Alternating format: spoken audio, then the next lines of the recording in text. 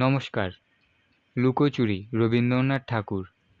আমি যদি দুষ্টুমি করে চাঁপার গাছে চাঁপা হয়ে ফুটি, ভোরের বেলায় মাগো ডালের পরে কচি পাতায় করি লুটোপুটি, তবে তুমি আমার কাছে হারো, তখন কি মা চিনতে আমায় পারো? তুমি ডাকো খোকা কোথায় ওরে, আমি শুধু হাসি চুপটি করে। যখন তুমি থাকবে যে কাজ নিয়ে, সবই আমি দেখব নয়ন মেলে।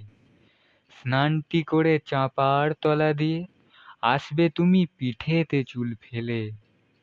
এদিক দিয়ে যখন তুমি পুজোর ঘরে যাবে, দূরের থেকে ফুলের গন্ধ পাবে।